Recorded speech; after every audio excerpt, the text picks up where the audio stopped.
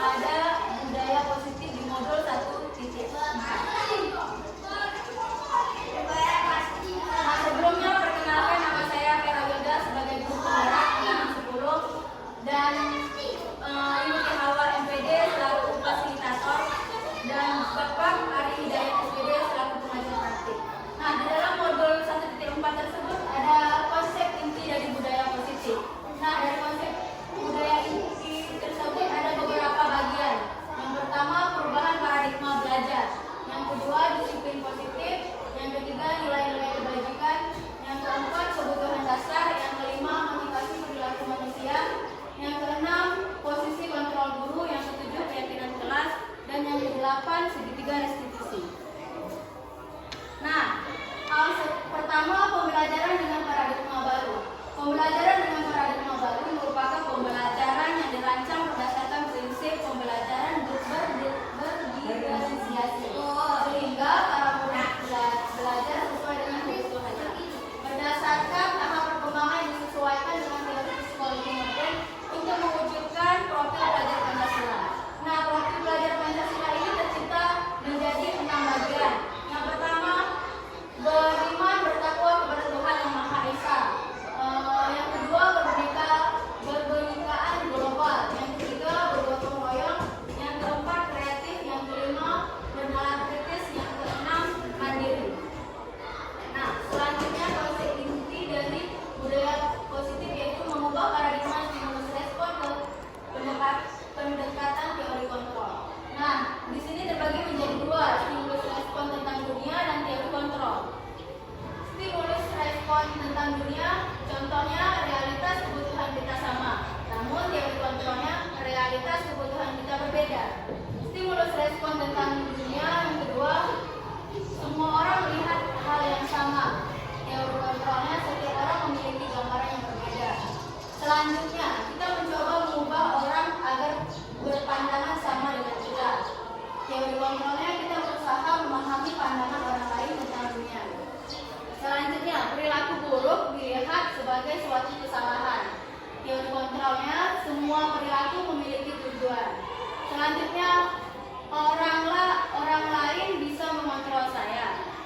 Teori kontrolnya, hanya Anda yang bisa mengontrol diri saya. Selanjutnya, saya bisa mengontrol orang lain. Teori kontrol yang digunakan, Anda tidak bisa mengontrol orang lain. Selanjutnya, pemaksaan ada pada saat bujukan gagal. Teori kontrol yang digunakan, kolaborasi dan konsensus menciptakan pilihan-pilihan baru. Adanya yang terakhir yaitu model berpikir menang atau kalah. Teori kontrol yang digunakan, model berpikir menang. Adapun konsep inti budaya positif di sini yaitu disiplin positif. Nah,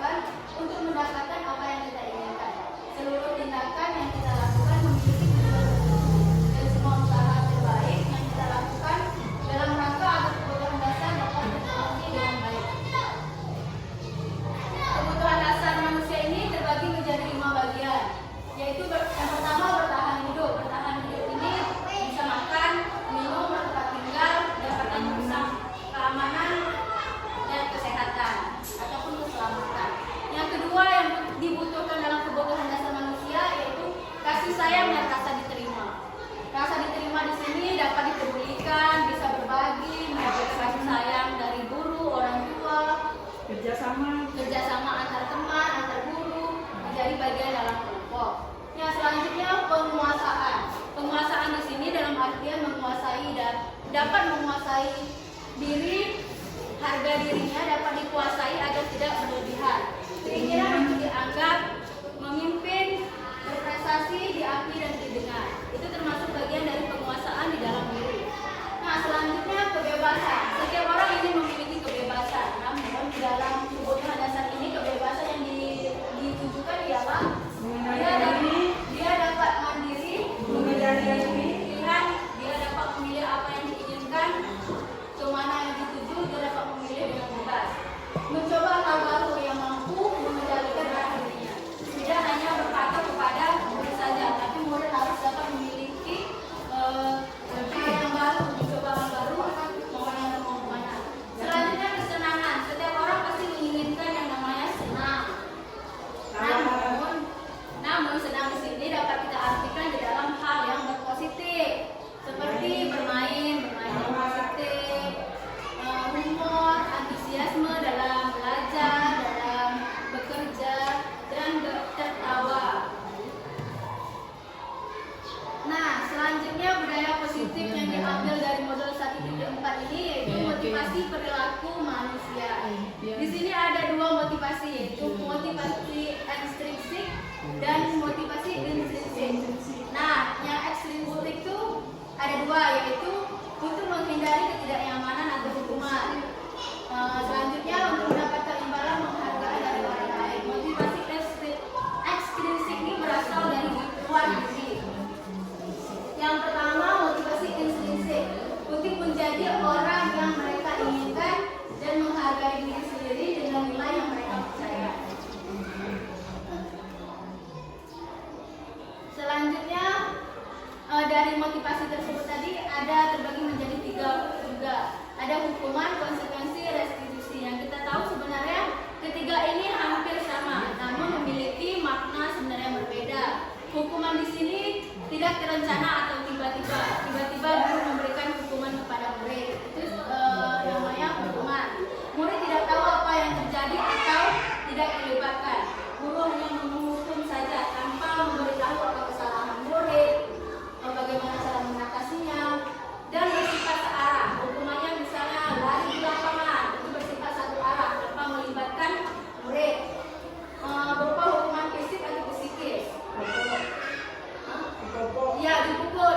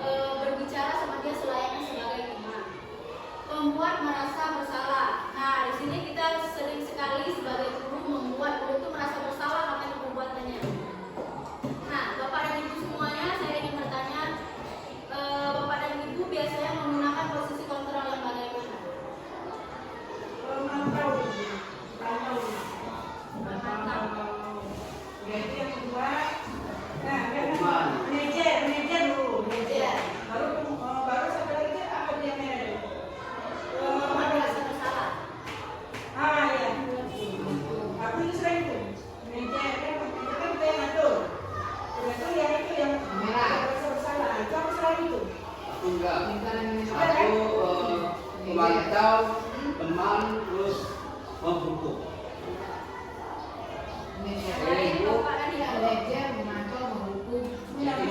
Sebenarnya ini yang nilainya bisa kita pakai. Nah, tergantung sama kelasnya. Kalau ini buku. Nah, di itu nih. Kalau di kelas senang, sebenarnya ini harus pakai semuanya. Tetapi yang lebih, Oh, teman yang yang lebih apa? Yang lebih sebenarnya yang lebih apa? Kita harus yang buat itu. Manajer sama yang sana. Karena dia nanti Ya, jawaban Bapak itu semuanya sangat benar. Dan itu sebenarnya 5 posisi ini kita terapkan sesuai dengan kelas kita dan konsekuensi dan sesuai dengan ya. Nah, namun di dalam kelima ini sebenarnya ada beberapa yang kurang efektif kita lakukan. Yang pertama itu sebagai pemukul dan pemantau. Pemantau. Sebaiknya kita sebagai guru berlaku selayaknya sebagai manajer. Di mana kita tidak hanya mengatur, tapi kita dapat memberikan solusi, memberikan saran kepada mereka dalam bentuk yang lebih positif. Nah, selanjutnya keyakinan kelas. Mengapa keyakinan kelas? Mengapa bukan peraturan kelas? Ada Bapak Ibu yang bisa jawab? Keyakinan kelas. Mengapa keyakinan kelas? Bukan peraturan kelas. Ini kalau peraturan itu aja kita pakai, nggak apa dia. Istilahnya nggak hidup. Kalau keyakinan Tapi aku, rasanya nggak hidup. bukunya belum pasti. Atau Tapi peraturan kalau belum kita pasti. keyakinan kelas, nah, insya Allah hidup itu. Apa yang kita laksanakan. Kalau aku, Ya itu aku. Nah, sebenarnya keyakinan kelas tidak dan peraturan kelas itu hampir mirip. Namun di dalam kurikulum Merdeka kita biasanya membuat keyakinan kelas. Keyakinan kelas ini berbentuk pernyataan yang lebih positif. Kalau peraturan itu misalnya dilarang buang sampah sembarangan. Tapi di dalam keyakinan kelas kita menggunakan pernyataan yang lebih positif. Buanglah sampah pada tempatnya. Itu akan lebih indah didengar. Maka di dalam kurikulum Merdeka biasanya kita menggunakan keyakinan kelas. Nah, di sini ada beberapa cara atau metode dalam pembentukan keyakinan kelas. Yang pertama bersifat abstrak. Ya, yang kedua berupa pernyataan yang universal. seluruhnya. Ya. Yang ketiga dibuat dalam pernyataan yang positif. Yang keempat sedikit agak mudah diingat, jangan sisa-sisa. Yang kelima sesuai dengan keyakinan kelas dan sekolah sehingga mudah diterapkan karena dia harus sinkron kelas dan sekolah. Selanjutnya melibatkan semua warga sekolah dalam pembuatan keyakinan kelas.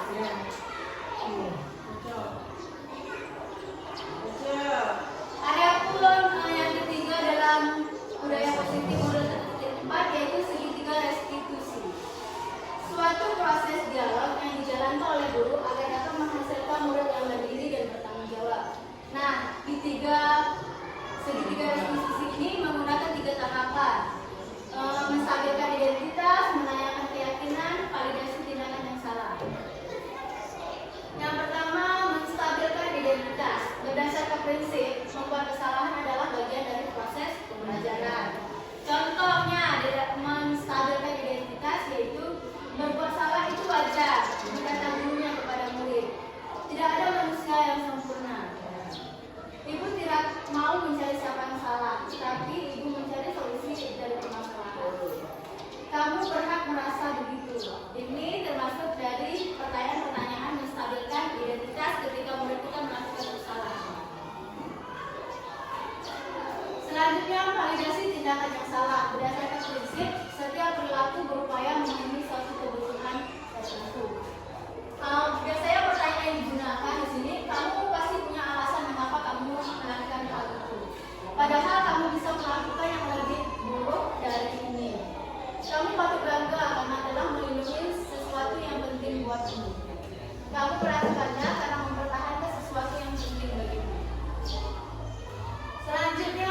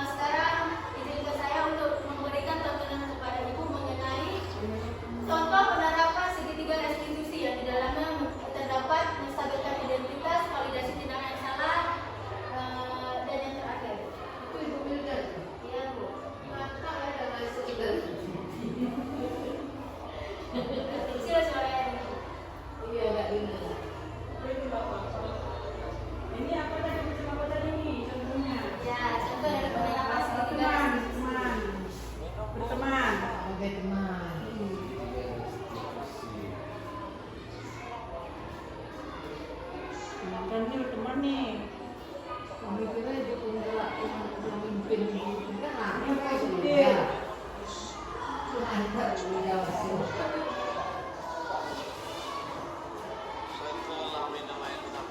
Habis itu ada yang Bago. Ito. sampai enggak terima. 90 lah. Menurutku 90 yang 10 itu yang nilai.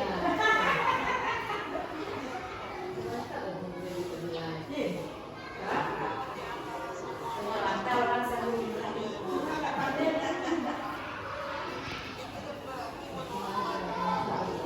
Ya, Bapak dan Ibu, di sini video yang telah kita tonton di sini ada murid kelas 3 yang melakukan kesalahan tidak mengerjakan PR. Nah, di sini guru memberikan tiga institusi tadi, yaitu yang pertama mensalurkan identitas dengan bertanya seperti yang disampaikan. Selanjutnya validasi tindakan yang salah, akan dilakukannya apakah dia merasa bersalah atas tindakan yang dilakukan. Yang ketiga menanyakan keyakinan. Keyakinan kelas kita apa? Seperti misalnya contohnya harus mengerjakan tugas dengan baik. Namun dia melanggar peraturan tersebut. Masa bersalahnya itu. Ya.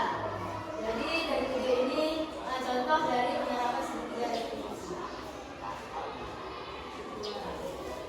Nah, kesimpulan dari materi yang telah disampaikan yaitu dalam penerapan disiplin positif hendaknya guru memiliki standar kepribadian profesional dan sosial yang baik agar guru mampu merefleksikan dirinya dalam posisi kontrol yang saat ini. Bagaimana perjalanan dirinya sebagai manajer yang menuntun murid-muridnya menjadi manusia yang mandiri, inovatif dan berkolaborasi. Gurunya hijau itu. Terima kasih. Nah, baik Bapak dan Ibu, siapa yang apakah adanya ingin menyampaikan pendapat, saran, kritik ataupun pertanyaan? Bunyinya ada berarti ini lah. Mengenai foto. Ya berkat masih muda. Ya. Ini berarti ini semuanya perangkat dari murid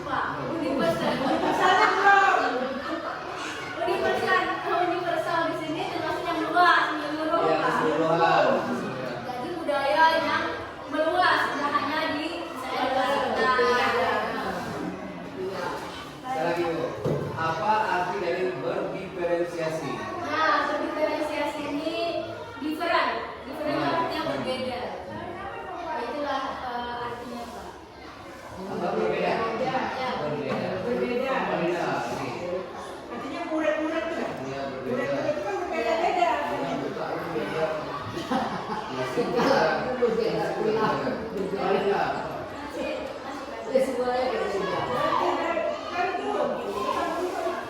Tidak, baca. Bisa baca. Orang yang nggak pandai lah nanya, orang udah pandai ngapain tanya? Ini lanjut apa ya? Ya, ini nanya. Bibi. Udah ada Bu, udah. Kami balas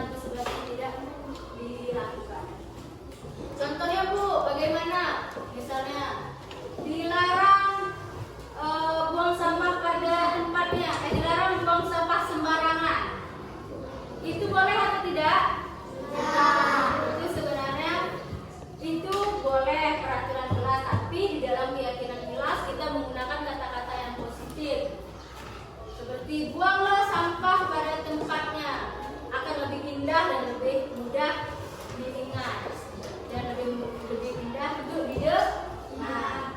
Nah, sekarang ngerti keyakinan kelas? Sudah ngerti keyakinan kelas? Sudah. Sekarang kita sepakat untuk membuat keyakinan kelas. Setuju? Nah, keyakinan kelas ini akan kita buat dengan kesepakatan kita bersama. Misalnya nanti salah satu dari murid membuat satu keyakinan kelas akan ditempel di papan tulis yang sudah dibuat.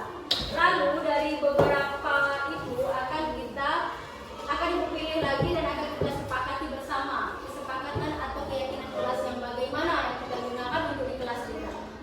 Sudah ngerti? Sudah siap kita membuat keyakinan kelas? Sudah. Nah, ini Bu harapkan untuk semua murid menuliskan satu keyakinan kelas di dalam kertas yang Ibu bagikan. Nanti Ibu bagikan di kertas ini, membuat satu keyakinan kelas. Sebaiknya tidak menggunakan kata-kata larangan, jangan, atau tidak boleh. Bagi yang sudah siap menulis keyakinan kelasnya akan ditempel di papan tulis. Sudah ngerti ya anak-anak? Sudah ngerti? Akan Ibu bagikan lalu menuliskan satu keyakinan kelas.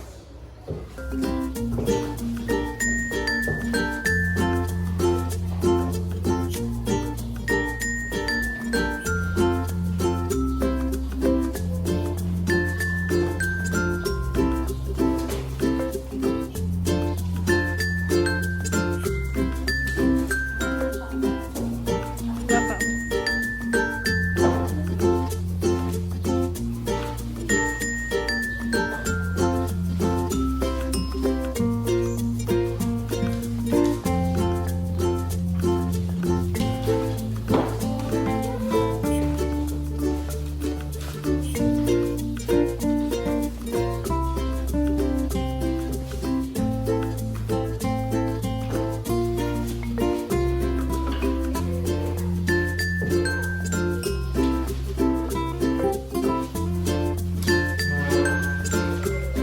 Nah, semuanya sudah dapat kertas kan?